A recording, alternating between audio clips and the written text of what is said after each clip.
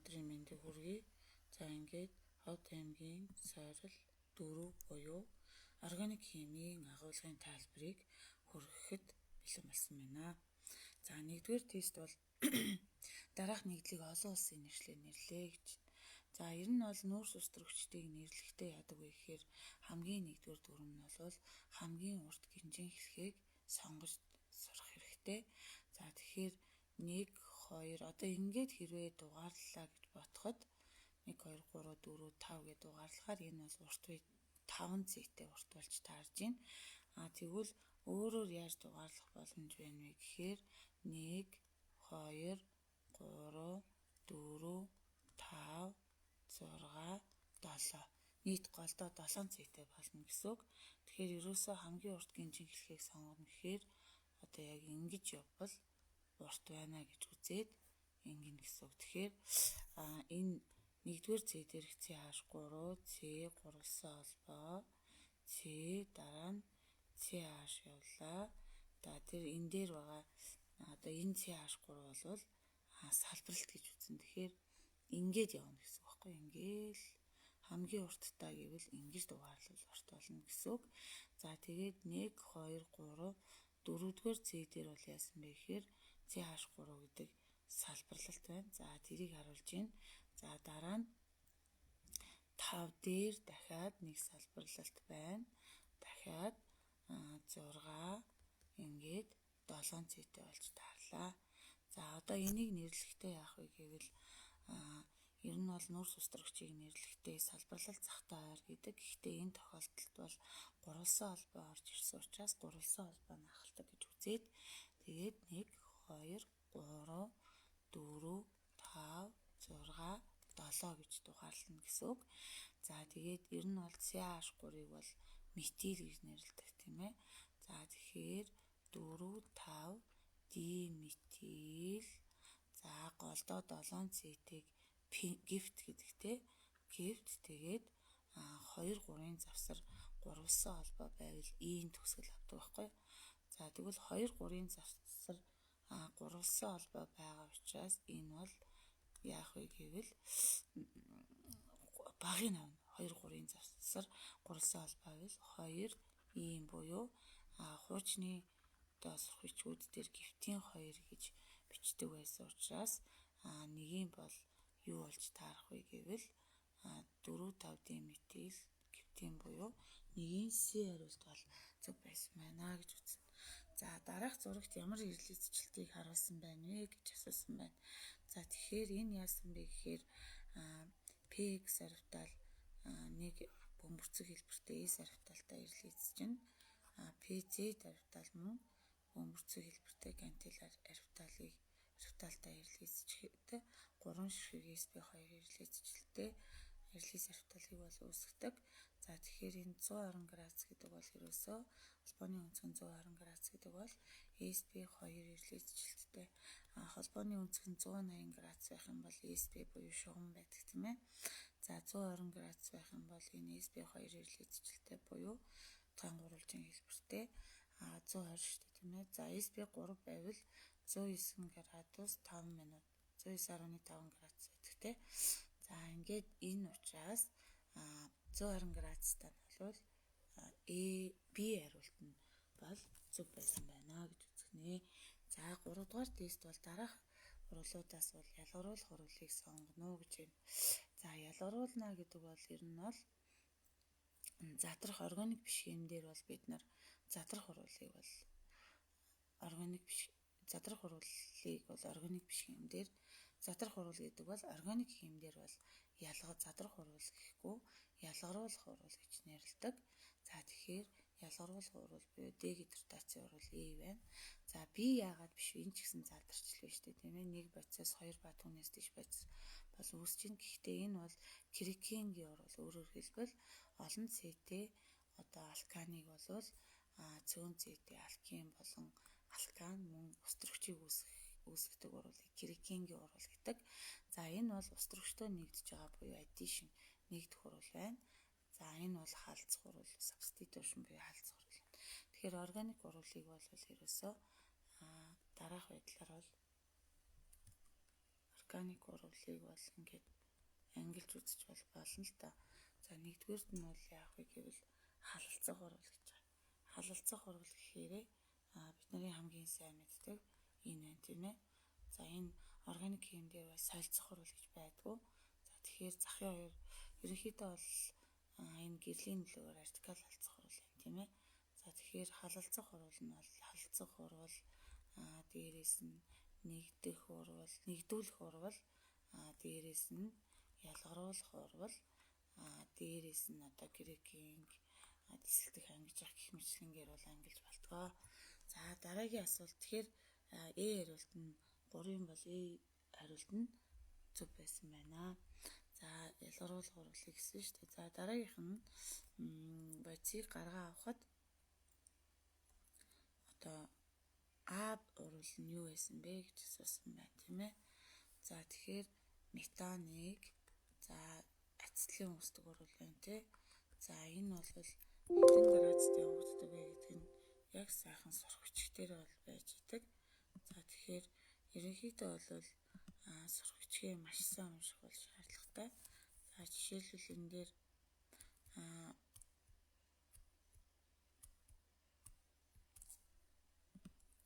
за ямар урвалыг харах вэ гэхээр 10 сурах бичгэн дээр за тэгэхээр ацетилений кальцийн карбидтай урвалд ордог. За ацетилений нэршил байна. Энэ дээр таних урвал гарах арга дээр байдаг.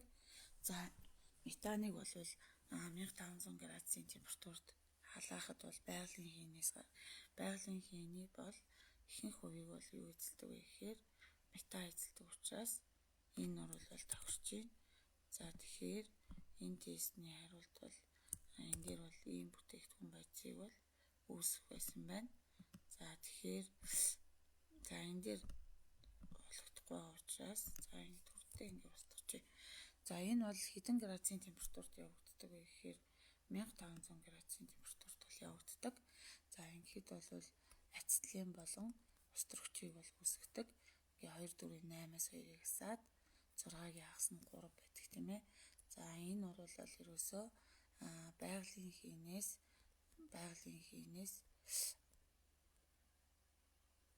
байгалийн хийнээс ацетиленийг гаргаа авдаг урвал байна.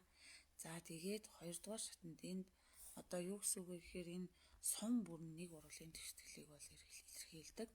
1 2 3. За яг Аг ол гэсэн учраас бол хурдтай тест хийж байгаа нөхцөл шууд А элемент нь бол Б байсан байна. Ацетилен байсан байна гэд бичиж бол болно. Гэхдээ энэ одоо 2 3 дугаар урвал ямар урвал байсан бэ гэдгийг бүгдээр хамтдаа бичиж. За энэ дээр бол ацетиленийг бол яах вэ гэвэл дримерч урвалд ороод бол бензолыг бол үүсгдэг. За 3 дугаар урвал нь бол бензол буюу C6H6 чинь HNO3 болон H2SO4-ийн холцтой. За энэ хоёрыг бол юу гэж нэрлэдэг вэ гэхээр нитрожүүлэгч холц гэж нэрлэдэг. Өөрөөр хэлбэл HNO3 ба H2SO4-ийн холингийг нитрожүүлэгч холц гэдэг шүү дээ. За тэгэхээр HNO3 гэдгийг бол ингэж бол бичиж болно. За бензолийн цагирын 6 устрогчийн 1 устрогч нь OH бүлэгтэй холбогдоод усыг үүсгэнэ. Тэгээд C6H5 NO2-ыг бид нар юу гэж нэрлэдэг вэ гэхээр нитро, бензол ба хажууд нь ус гэдэг ийм бүтээгдэхүүн бодисыг бол үүсгэдэг. За тэгэхээр энэний бол B хариулт нь зөв байсан байна. Дараах нийтлүүдээс аль нь хамгийн өндөр температурт буцлах вэ гэж асуусан байна. За тэгэхээр энэ эхний ээлжинд бол эхний 3 нийтлээ бол буцлах температурын өсөх дараалалаар энэний C-ийн тол 5 байна. Энийх ч гэсэн 5 байна. Энийх ч гэсэн 5 байна. Энэний C-ийн тоо 6 байна. За ер нь бол ижил C-тэй одоо энэ буруу юм олчихсан байна тий. За ер нь бол гомлоогийн дагуу хайлах услах температур бол нэмэгддэг гэдгийг харуулахын тулд энэ дээр энийг авсан байна. Энэ бол алканы хувьд шүү дээ тийм ээ. За тэгэхээр ингэдэг л дээ. Ер нь бол хамгийн их одоо өндөр температурт буцалдаг нь бол D нь байна. За яагаад вэ гэхээр C-ийн тоо олшрох тусам энэ бол 6 C-тэй шүү дээ. За C-ийн тоо олшрох туслан яадаг вэ гэхээр буслах температур, хайлах температур болон буслах температур нь өндөр болдог. За дараа нь бол салбарлаагүй байх тусмаа гадаргуугийн талбай их байна гэж үзээд энэний бол буслах температур нь бол өндөр байдаг. За дараа нь бол нэг цэг нь энэ дээр авчирч салбарлаад изомер нь байна тий. Ингээд изомер нь байна. За тэгэхээр энэ бол изомер нь байсан байна. За энэ бол C B нь байсан шүү дээ. Одоо C нь бол хоёр шиг салбарлалттай D метил салбарлалттай байна тий. CH3 гээд. За тэгэхээр энэ 3 нэгдэл гуруулаа C5H12 гэсэн томьёотой энэ 3 хоорондоо изомерүүд болж байна. За изомер нэгдлүүдийн хувьд шулуунаараа байвал яах вэ гэвэл гадаргуугийн талбай их байдаг учраас гадаргуугийн талбай их байна гэдэг бол буслах температур буюу хайлах температур нь өндөр байх шалтгаан болдог. Энд бол гадаргуугийн талбай бол энэ тохиолдолд бага байгаа учраас гадаргуугийн талбай бол бага байгаа учраас гадаргуугийн талбай бага байна гэдэг бол хайлах болон буслах температур бага байхны шалтгаан болдог. За тийм учраас олон цэгтэй байх тусмаа хайлах бол буслах температур хайлах цэг нь өндөр байдаг гэдэг утгаараа аль хариултыг дуулах ёстой гэсэн бэ гэхээр 5-ын бол D хариулт нь зөв байна гэж үзнэ. За 6 руу оръё. Калиум перманганатын хүчлэг уусмлын өнгийг арилгадаг нэгдлийг олно гэж байна. За тэгэхээр калиум манганум О4-ийн хүчлэг уусмал гэхээр энэ яг оновчтой энэ дээр бол калиум манганум О4-ийн халуун концентрацтай хүчлэгжүүлсэн, хүйтэн концентрацтай хүчлэгжүүлсэн гэх хоёр янз байгаа. За энийг бол хаалтан дотор байгаагаар эсэлтүүлэгчээр авчий. За ингээд калиум манганум О4-ийн манганум О2-ийн одоо хүрэн өнгийн тунадас дээр нэмэх нь калий H үүсдэг те. За тэгэхээр энэ бол аль нь байсан бэ гэхээр энэ бол D хариулт нь зөв байна. Метан бол эсэлдэхгүй ээ. Энэ бол эсэлдэхгүй. За өнгийг арилгадаг. За тэгэхээр 6-гийн бол арай оновчтой нь бол D хариулт нь бол. Гэхдээ энэ CH3OH бол эсэлтэн л дээ. Эсэлдэх хуралд бол ордог шүү дээ. За тэгэхээр өнгийг арилгадаг нь бол энэгээр бол авч үзэж болно. Гэхдээ энэ дээр халуун концентрацтай хүчлэгжүүлсэн уусмлаар үйлчлэхэд энэ бол яадаг вэ гэхээр шууд CO2 бол эхлээд альдгид үүсээд дараа нь альдгид нислээд карбон хүчил болдог бол бас байдаг те. Тийм учраас энэ D хариултыг сонгож байна. Доорх урвал дор өгсөн өдөөчийн дагуу явагдчихэ. Байгалийн хийн метан байдаг те. 90% метан байдаг гэж. За CH4-ээс C2H2 үсгээд C6H6 үсгээд за энийг бол хялбараар хурднаар бодох одоо арга бол юу вэ гэхээр энд 6C байна, энд 2 байгаа учраас энэний өмнө 3-ыг тавьчих.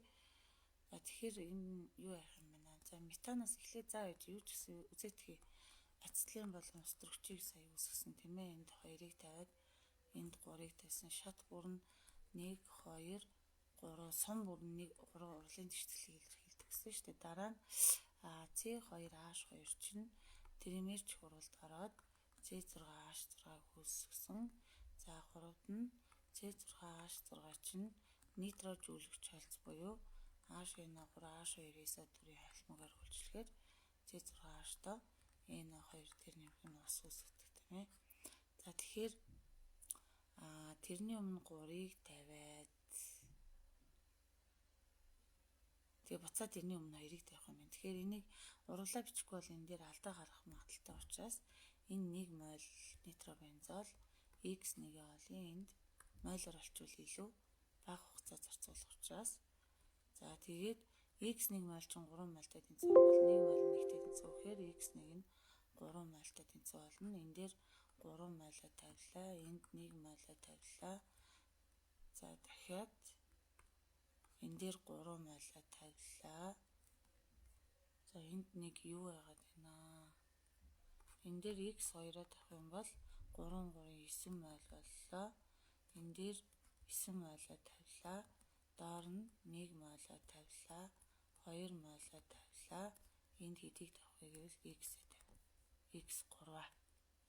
Тэгэхээр энэ бол 18 мол болчихно. x3 тэнцүү 18 мол CH4 бол үүссэн анх авсан байна шүү дээ. За тэгвэл энийгээ n рүү шилжүүлнэ. Ямар нөхцөл вэ гэхээр байгалийн хий. За хэвийн нөхцөл юм бэл үү дээ. Нөхцөл нь заагагүй юм тийм ээ.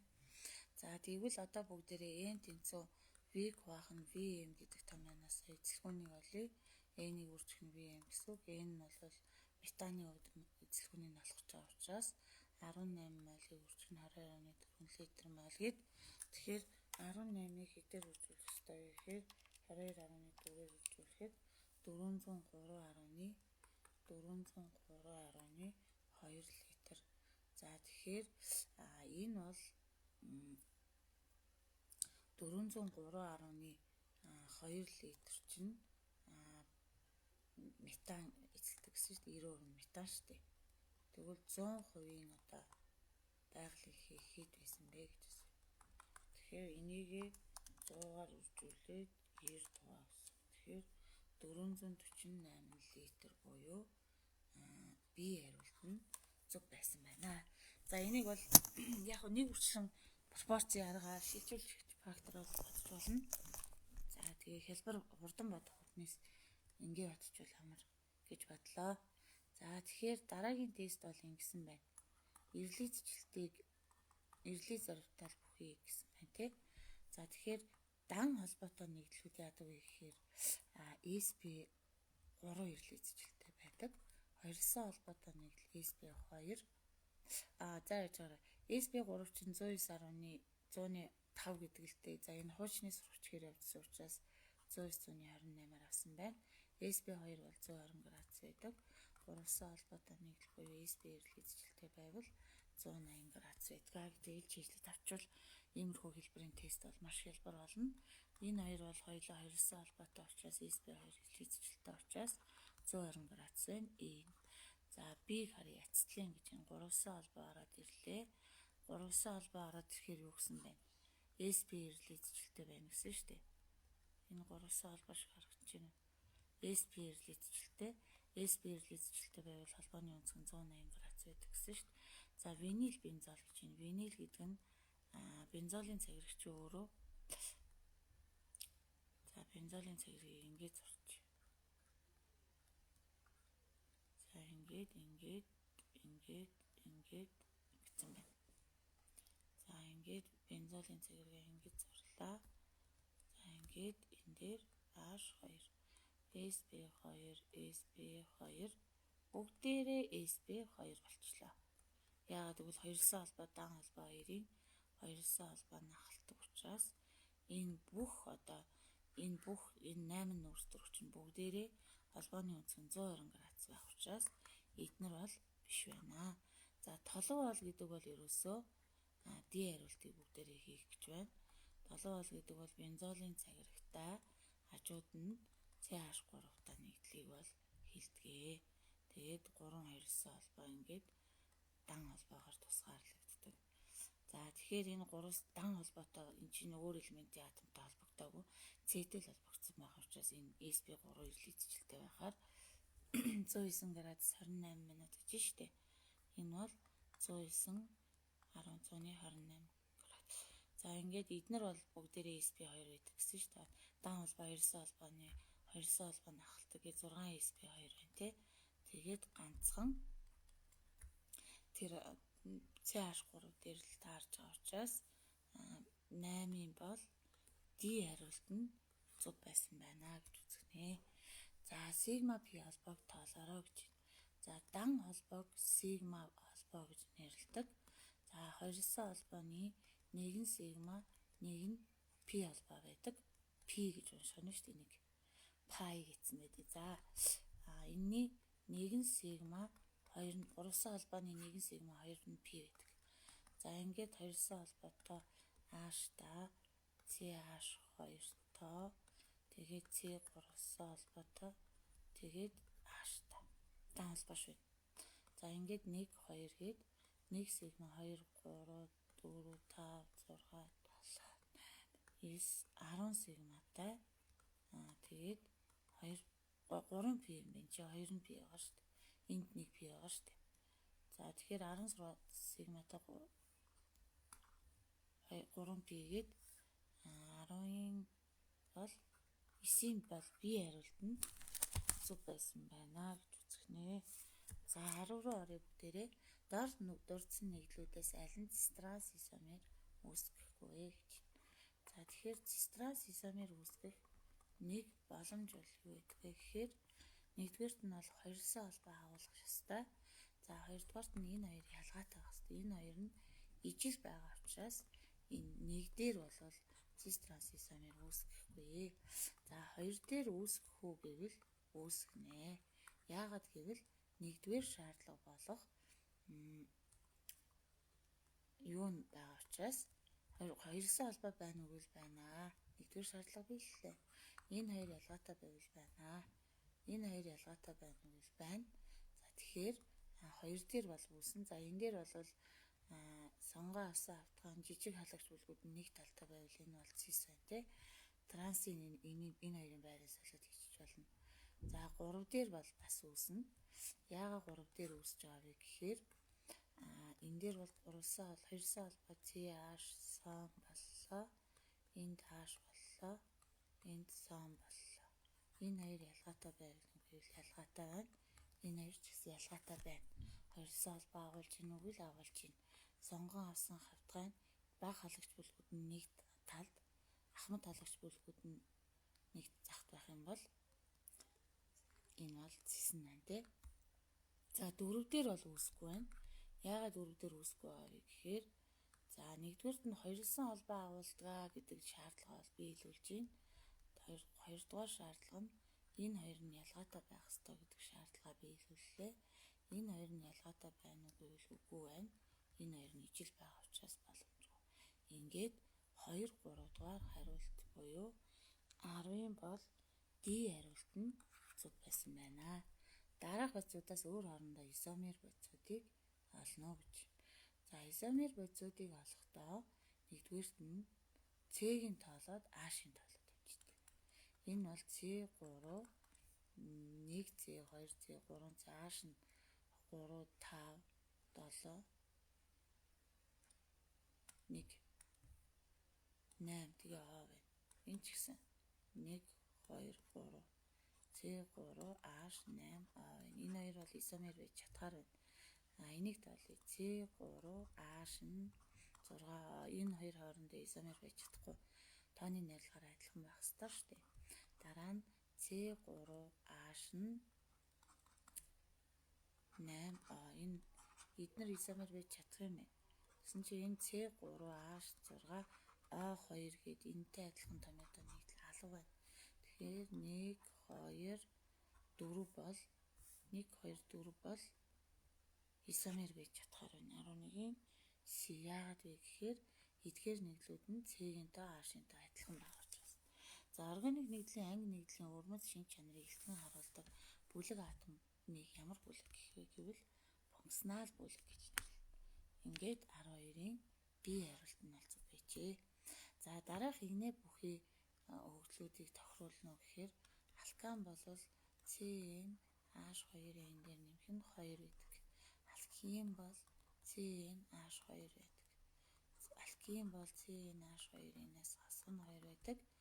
Арин бол CnH2-ээс хасах нь 6 байдаг. За хансан карбон хүчил бол CnH2-ын дээр нэмэх нь 1 сон байдаг. За хансан спирт бол CnH2-ын дээр нэмэх нь 1 OH байдаг. За одоо энэний томьёонд бол N тэнцвэн энэ бол 1 C-тэй байгаа учраас N тэнцвэн 1 дээр авах юм бол C1H4 гэхээр энэ бол алкан байна. Энэ бол спирт таарч байна. Ерөнхий томьёогоор нь өөр тоолоод CD даарч гэдгээд тоолоод авчихна. За C6H12 бол алкинд таарч байна. Альдегидд бол альдегид гэж байхгүй. Тэгэхээр угаасаа альдегид гэдэг юм угаасаа байхгүй юм шүү дээ. Тэгэхээр 13-ын аль нь байсан бэ гэхээр D. Яагаад вэ гэхээр 1 1-тэйгээ 2 нь 7-тоо 3 нь 6-таа 4 нь 2-тоо гэдэг ингээд D хариулт нь зүг байжээ. Дараах нэглүүдийн аль нь суурийн шинжээрээ илүүвэ гэж. За тэгэхээр ингэдэм байна л да. Эхлээд эдгээр нэгдүүдээс бол хүчлэг шинж чанар арай эднэрээ бол арай хүчлэг шинж чанартай харьцангуй гэдэг үгийг хэрэглэнэ. Энэ тохиолдолд. За ингээд харьцангуй хүчлэг чанар бол яадаг вэ гэхээр дараах игнэний дагуу буурна. За дараах игнэний дагуу буурна. За харьцангуй хүчлэг чанар бол дараах игнэний дагуу буурна гэж юм тий. За жишээлбэл харьцангуй шүү. Яг хүчлэг гэсэн үг бол за ингээд гурвалсан холбоо орж ирж байна. Ямар муухай очиж. За энийг арилгачээ. За тэгээд за RC гурвалсан холбоо CH. За ингээд H2 NH3. За ингээд толгой эргэчгүй яа. За тэгэхээр энэ бол хүчлэг чанар руугаа хэлбэдгээ гэдгийг л харуулахын тулд энэ хоёр хариултад үзүүлээд ингэж бичсэн. Тэгэхээр энэ хоёр бол угаасаа хүчлэг суурилэг шинж чанартай угаасаа биш юм байна. За дараа нь амийн нэгдэл байдаг. За тэгэхээр амины яадаг вэ гэхээр суурилэг шинж чанар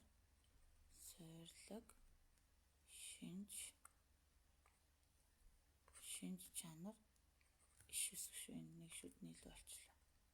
За дараах игнэний дагуу буурна гэж.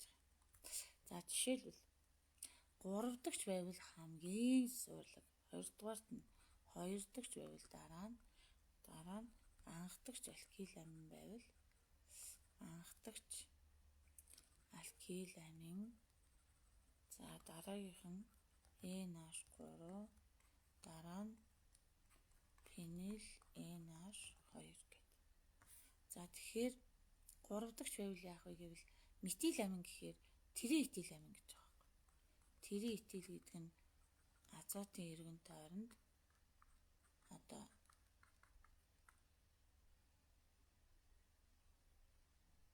3 шиг этил байна гэсэн үг байхгүй. За дараа нь юу вэ гэхээр метил амин гэж байна. CH3 NH2. За тэгэхээр 14-ийн бол аль хариултан зөв байсан бэ гэхээр D хариулт нь. Яагаад гэвэл триэтил амин бол илүү одоо ямар шинж чанартай вэ гэхээр суурилэг шинж чанартай гэж үзэгнэ. За дараагийн тест. 4 уран шилэнд бол энэ бодисууд байсан. Эдгээрээс аль нь мөнгөний оксидын амикийг уусамлаар таних вэ гэвэл за нэгдүгээрт нь бол яадаг вэ гэхээр энэ цууны альд гэхээр CH3 COH. За тэгэхээр энэ хоёр маань мөнгөний оксидын амик гэдэг нь тойлинсийн уруулж шүү дээ.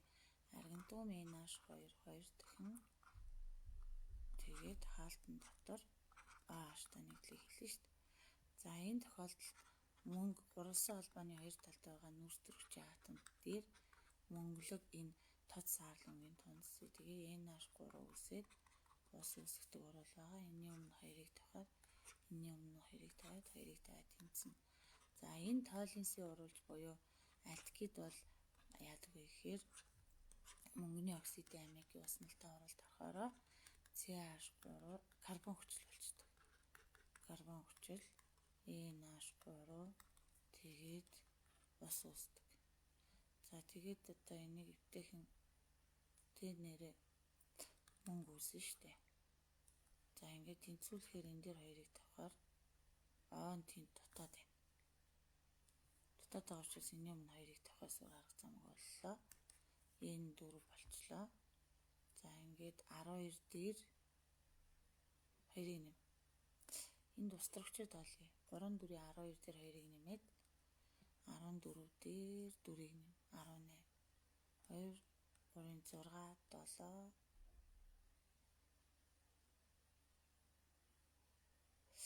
12 14 18 шүү дээ тийм ээ. 12 10 8 6 7 14. Тийм ингээд тэнцсэн юм байна. Тэгэхээр 15-ын энэ бол мөнгөлөг саарлан мөнгөн толны оруул гэж нэрлсэн шалтгаан нь мөнгөлөг саарлангийн тунцгээд 15-ын бол C хариулт нь бол зөв байсан байна. За 16 дахь доорх нийтлэгийг Юпак нэгшлийн дүрмээр нэрлэгэнэ. За энийг нэрлэхдээ хамгийн нэгдүгээрт хамгийн урт гинжин хэлхийг бол сонгох ёстой. За энэ дээр нэрлэлжүүлээрэй л амар юм шиг байна.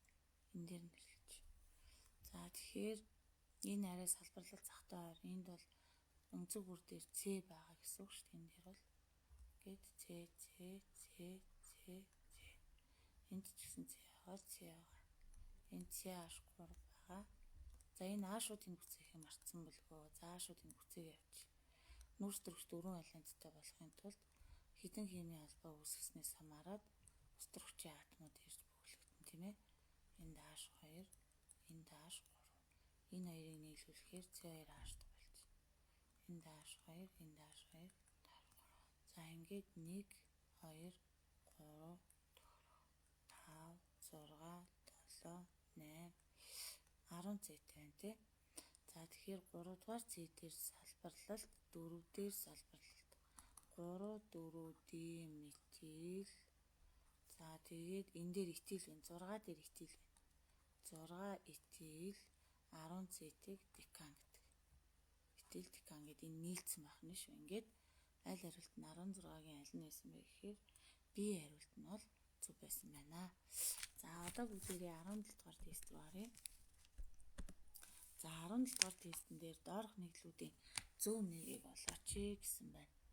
За үүнийг олохын тулд энд яг саяныхтай адилхан CH3, CH, CH3, CH2, CH, CH2, CH3, CH2, CH3. Хаанаас дугаарлах ёстой вэ гэхээр салбарлал захтай ойр талаас дугаарлах ёстой. 1 2 3 4 5 6 цэтэй. 2 дээр метил байна. За Аг нэрлэе. 2 метил дээр харин нөгөө арталт нь нэг. За Аг нэрлэе гэл энэ дээр бичиж л та. Ой. 17-гийн Аг нэрлэж үзье. 17-гийн А. За 17-гийн Аг нэрлэхдээ 2 метил таслал биш шүү. 6-аас тавиад. За тэгээд тэр хэдийн 4 этил 2 метил 4 этил голдоо 6-г бид нар гексан гэдэг те дан холбоотой учраас гексоо яах нь вэ? Гексан. Ингээд A-гийн 2 за A-гийн 5 байсан байна. A-гийн 5 байж. За B-г харъя бүгдээрээ. За энэ бол 1 2 3 4 5 6 7 8 цэтэй. За тэгэхээр нормал энэ бол нормал юу байсан бэ гэхээр 8 цэтэй байсан баха. Нормал октон байсан байна. Тэгэхээр B-гийн хэд болчих вэ? B-гийн октон гэдэг нь 6 байсан байна. За ивэт нь дахиад C-гээ тавина. CH3, CH, CH3, CH2, CH2, CH2, CH3. 1 2 3 4 5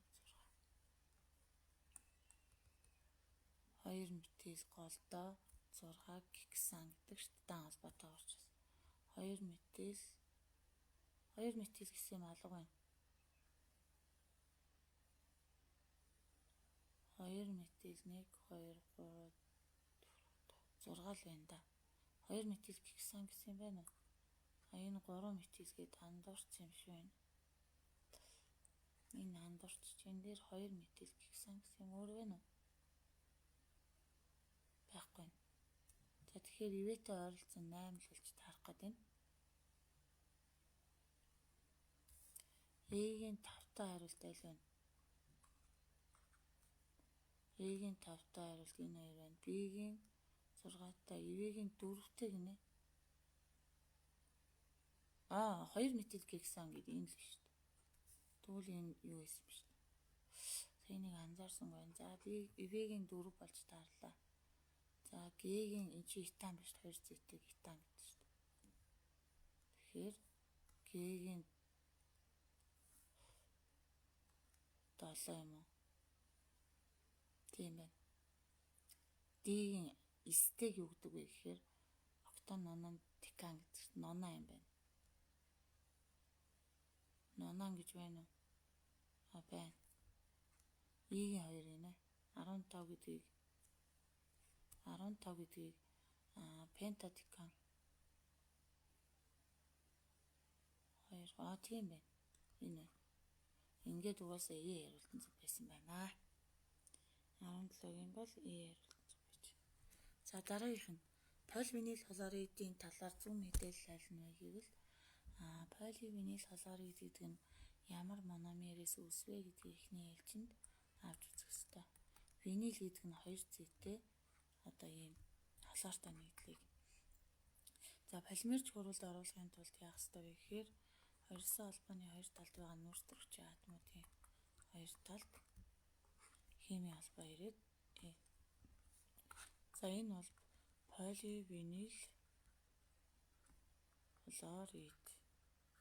За эхлээд энэ дээр бол C-ийн тоолоо H-ийн тоолыг C2H3 холоор. За энэ бол эмпирик том юм угаасаа энээс өөр яа үгүй. Тэгэхээр энэ E бол угаасаа биш байна. Яагаад гэвэл эмпирик том юм энэ биш шүү дээ. Тэгэхээр бол 18 E бол угаасаа биш байна. Боромын усны өнгийг арилгана гэж энэ поливиnyl хлорид чинь дан холбоотой юм чинь боромын усны өнгийг арилгахгүй. Тэгэхээр поливиnyl хлорид нь ус нэвтэрдэггүй, маш хатуу, уграмхай, галыг дэмждэггүй. Учир нь түүний шаталтаар үүсэх болоор нь галыг агаарын хүчил төрөгчөөс тусгаарладаг гэдэг нь. Тэгэхээр энэ доторх арай оновчтой нь хугармахай. За полимерийн гинжиндээ нэг алгасан дан холбоотой гэдэг нь худлаа. Ингээд 18 бол C хариултан зөв байжээ. Октан нь дулааны нөлөөгөөр крекинг ордог. Дараах нэглүүдээ аль нь октаны крекингээр. За октаны крекингээр энэ бол крекинг урал. Крекинг гэдэг нь олон зэтэй алканыг жижиг зэтэй алкан болон алкенд задалдаг арга байгаа. За тэгэхээр энэ бол байж болж байна. Эндээ үгүй байна. Аль хосол нь октаны крекингээр үүсэх боломжтой вэ гэж. Тэгэхээр энэ дээр бол 1 2 ийм байж болох юм байна. 3 байж болно. Тэгээ хажууд нь нэг ус төрөгч үүсээд. B нэг байна. Бас нь 4 бол биш байна. Энэ дээр бол алга байна л да. Гэхдээ энэ үүсч болно гэж шүү дээ. Энэ байна. Энэ үүсч болно уу? Болно. Дахиад 3 үүсч байна. Алкан үүсч байгаа шүү дээ. Хоёр DM бол үүсэх байгаа шүү дээ. Тэгэхээр юм биш. Тэгэхээр 19-ийн B болж таарлаа. За CH3 бром гидролитик тасралт гэдэг нь юу гэлж байгаа вэ гэхээр харьцангуй цахилгаан сөрөг чанар ихтэй элементийн атом нь дундын хос электроныг өөртөө аваад тэгээд сүргээр цэнэглэгдэж байгаа. Энэ бол харьцангуй цахилгаан сөрөг чанараараа нүүрс төрөгчөөс ихтэй учраас дундын хос электроныг өөртөө салгаж аваад за энэ бол катализаторын нөлөөгөөр явагддаг тийм. За энэ бол бусдад электроныг алдаад байгаа учраас нэмэгдсэн ихтэй карбокатион үсгээд борон бол гадаад ухраандаа бусдын электроныг аваад сүргээр цэнэглэгдсэн. Тэгэхээр энэний 20 бол одоо энэ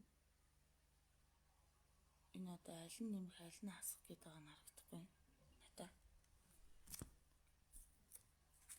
За одоо энэ тестэн дээр гэх юм бол за энэ бол CH3 руу электроны нэвтрэл шилжиж байна. Цахилгаан сөрөг чанар ихтэй гэж авчраас энэ бол худлаа байна тий. За энэ бол борон бол энэ хоёрын борон бол цахилгаан сөрөг чанар ихтэй учраас энэ хоёрын аль нэг нь зөв. Энэ бол нөгөө хоёр дэш нь салаад энэ бол биш байна. Хэрвээ энэ гомолитик тасралт орсон бол эн чинь чөлөө вертикал үүсэх ёстой шүү дээ. За тэгээд CH3 энэ дээр нэмэх байгаа гэж үзээд энэ дээр хасах байгаа гэж үзвэл C хариулт нь зөв байсан байна. За тэгэхээр сая хэлсэн тийм ээ. Алкин бол яадаг вэ гэхээр SP2 ирлээджилтэй нэгдлүүд нь холбооны өнцөг нь 120 байдаг гэсэн шүү дээ. Энэ бол SP ирлээджилтэй буюу 3-аас холбоотой. Энэ SP3 буюу дан холбоотой. Энэ SP2 буюу 2-аас холбоотой тий. За ингэхээр E хариулт. Дараах нэг төвчлүүдийн аль нь этаны бураамтай алцгууруулын өдөөгдөгчдийг зөв илэрхийлж байна вэ? За өдөөгдөгч шатанд яадаг вэ гэхээр бурам нь яадаг вэ гэхээр бурам дундын хос электроноо тус тусдаа аваад салахыг гомол гэдэг тасралт гэж байгаа шүү дээ. Бурамчин гадаад хураанда 7 электронтой шүү дээ. Ингээд бурамын чөлөө вертикалыг үүсгэж байгаа учраас энэ дээр бол 22-ын бол аль нь нэсэн бэ гэхээр C хариултан зөв байжээ. Пентан 3 ол гинэ. Ол гэдэг нь спиртийн OH-ыг зааж байгаа. За пентан 3 олын алинтай уралд орохгүй гэж. Энэ бол спиртийн ганц онцлог шинж байдаг. Энэ бол калиум гидроксидтай уралд ордоггүй шүү дээ. Маш сул хүчилдэг шинж чанартай байдаг учраас. Энэ нь бол калиум OH-тай уралд ордоггүй. Эсвэргээр фенол нь бол ордог тий. За ингээд E хариулт нь уралд орохгүй нэ гэж. Бусдынтай нь бол уралд орно л доо. Тэгээ юу уралд ороод за калитай уралд орохоор CH3, CH2, CH2, CH O кали болоод за бусд нь бол өөрчлөгдөхгүй тустрагч үүснэ. За холоор тустрагчтай уралд орохоор энэний оронд холоор шижин гих маягаар бол бичих боломжтой. За энэ хүн нэгдлийн гидратацийн урвал гэдэг чинь юу та нэгдүгээр урлыг хэлж байгаа гэхээр бусдаа нэгдүгээр урлыг хэлнэ. Энэ арай л үү. За энийг арилгачих.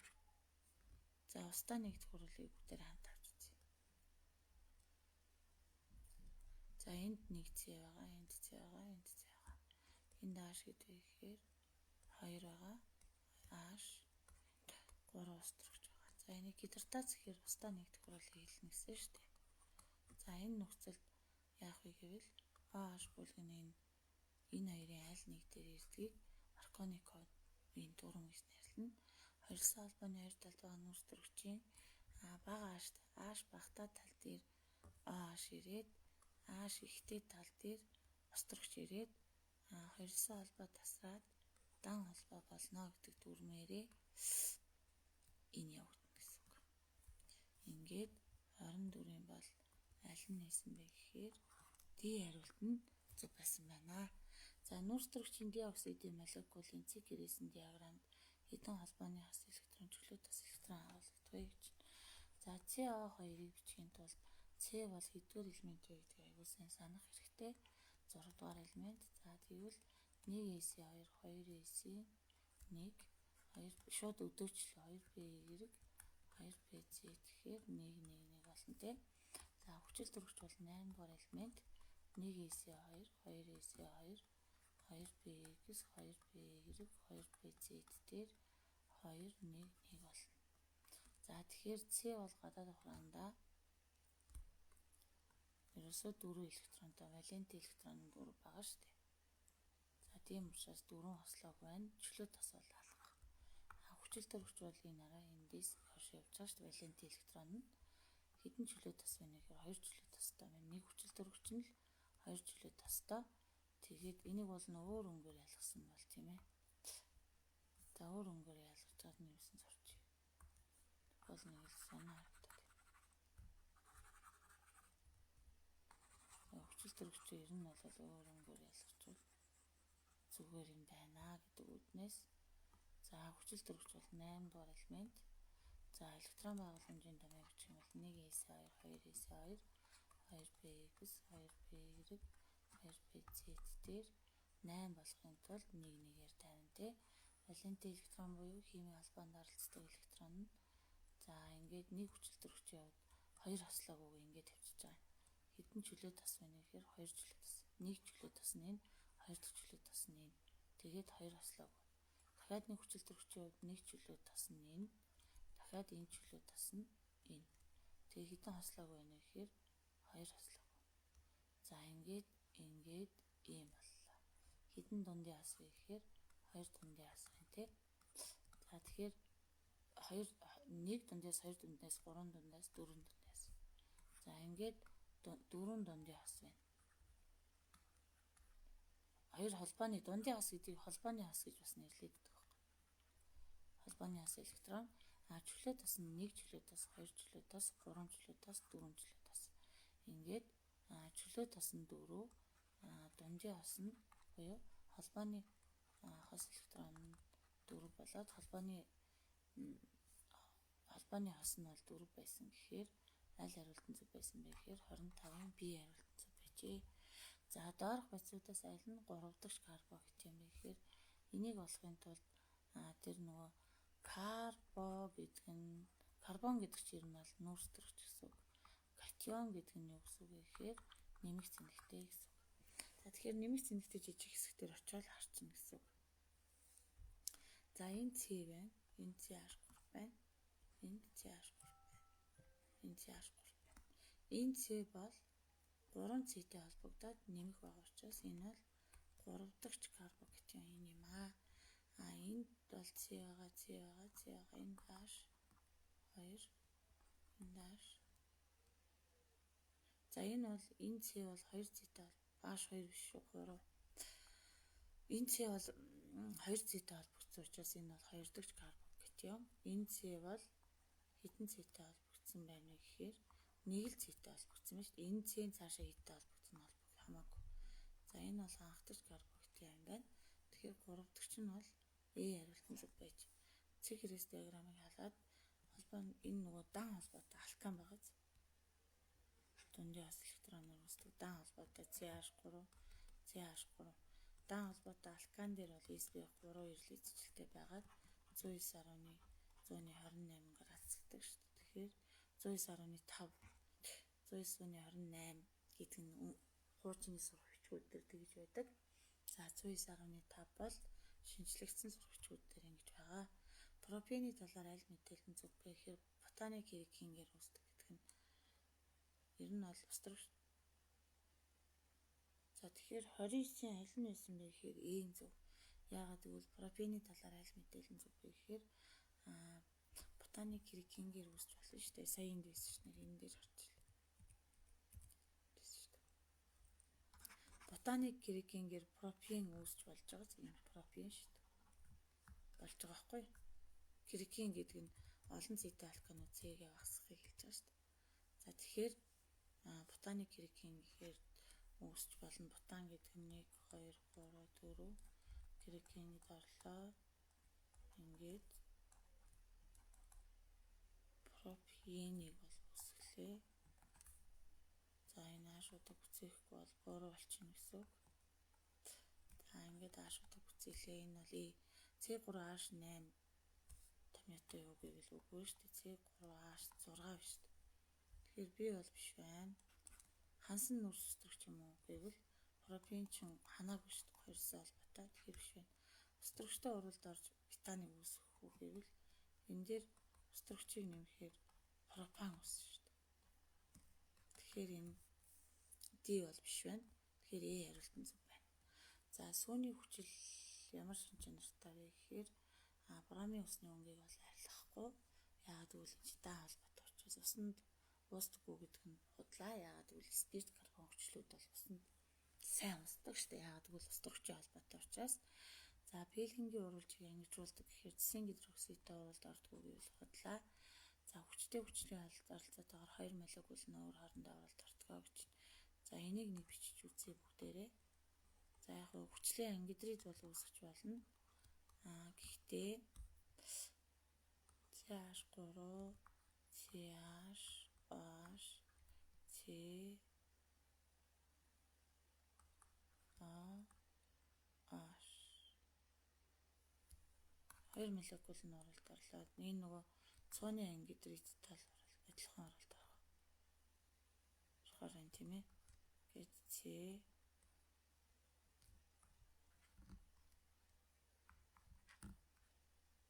энэ юу ааш гараад ирв. Энэ ааш шүү дээ. Ааш CH3 нэмэх нь. За ийм үүс. Ер нь бол 2 молекул нь өөр хоорондоо уралд ордгоо гэдгийг мэдчих. Заавал энэ урлагийн тэтгэлэг шаардлагагүй.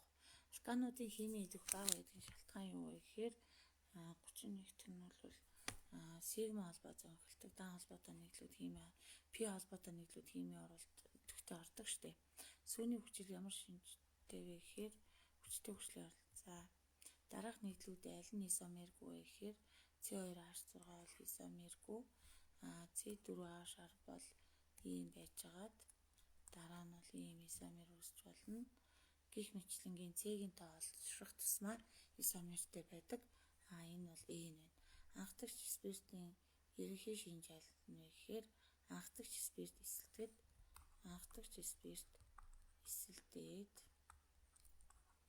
эхний ээлжинд бол альдегид үүснэ.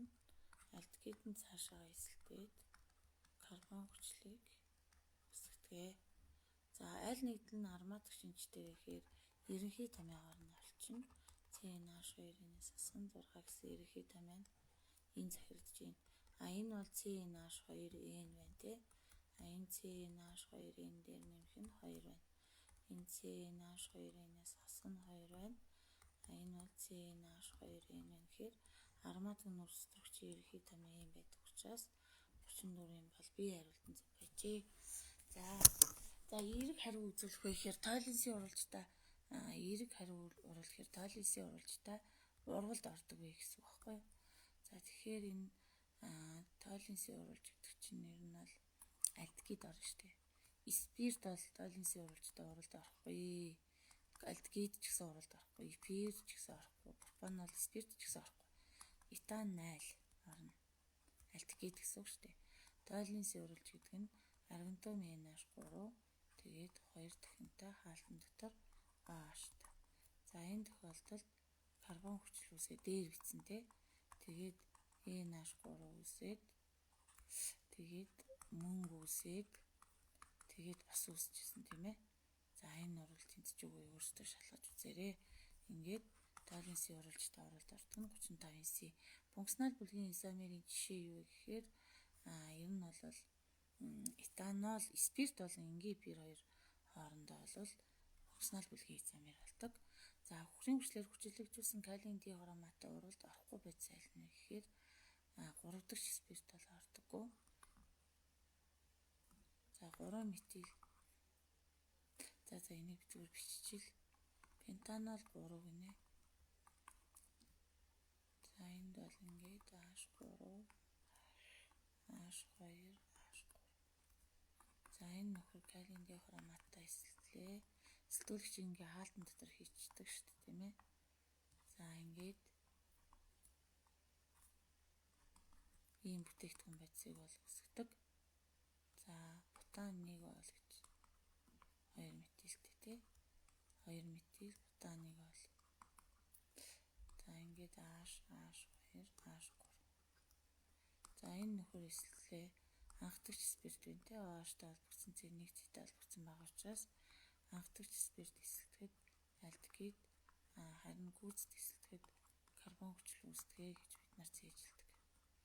За дараа нь бутан 2 бол энэ бол эсэлтээд мөн кетон үүснэ. D бол ерөөсөө уралд орохгүй юм байна. Пентан 3 бол гинэ. Энд H3 байна, энд H2 байна.